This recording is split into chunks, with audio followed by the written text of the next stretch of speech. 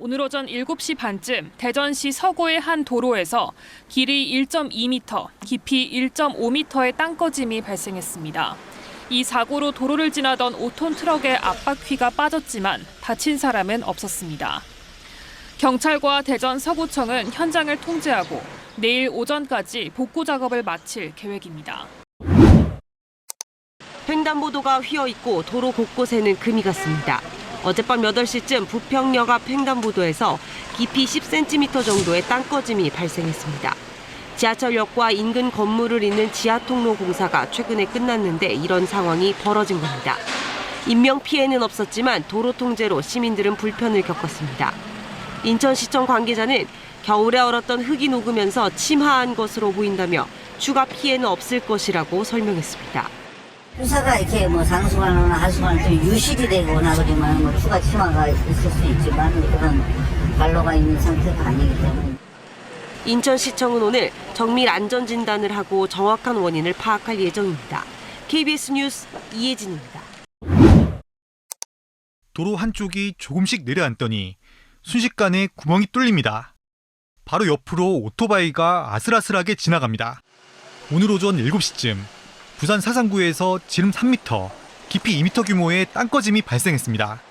어제 대형 땅꺼짐이 일어난 곳과 불과 200m 거리에서 하루 만에 또다시 땅꺼짐이 생긴 겁니다.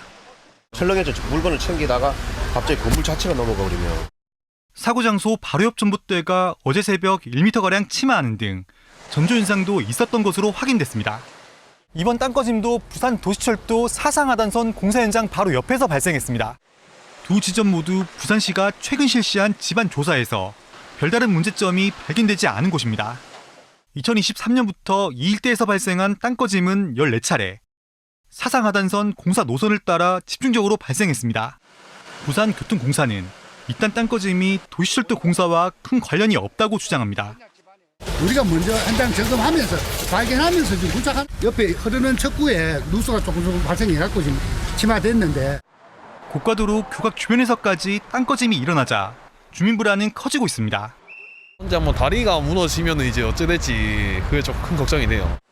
부산시는 도시철도 공사장 주변을 특별 관리한다고 밝혔지만 집안 침하 위험 지도는 재산권 침해 등의 이유로 공개하지 않고 있습니다. KBS 뉴스 김영록입니다.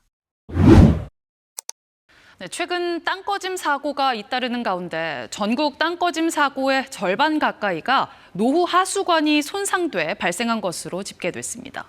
30년 이상 된 낡은 하수관들이 전국 땅 밑에 얽혀 있어서 대책 마련이 시급하다는 지적이 나옵니다. 김성수 기자가 취재했습니다. 서울 마포구대로에서 발생한 땅꺼짐 사고. 지하 하수관 파열로 주변 흙이 쓸려 내려간 게 화근이었습니다. 최근 5년간 전국에서 발생한 땅꺼짐 사고는 총 860여 건, 이 가운데 절반 가까이는 하수관 손상이 이유였습니다. 특히 낡은 하수관일수록 장마나 주변 지하 공사 등 외부 자극에 취약합니다. 노후화가 돼서 깨진다든지 파손이 되게 되면 그런 현상들이 생긴다는 겁니다. 전국 하수관의 40%가량은 30년 이상 됐거나 설치 연도에 정보조차 없는 노후 하수관인 실정입니다. 시민들이 매일 눈으로 확인하는 수돗물을 공급하는 상수관과 달리 하수관 관리와 교체는 상대적으로 소홀한 겁니다.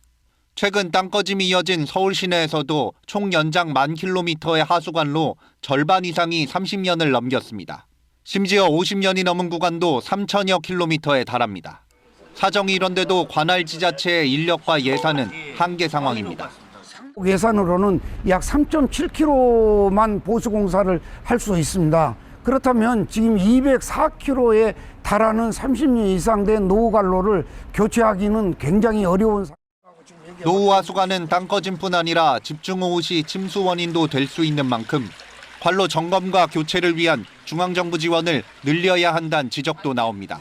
KBS 뉴스 김성수입니다.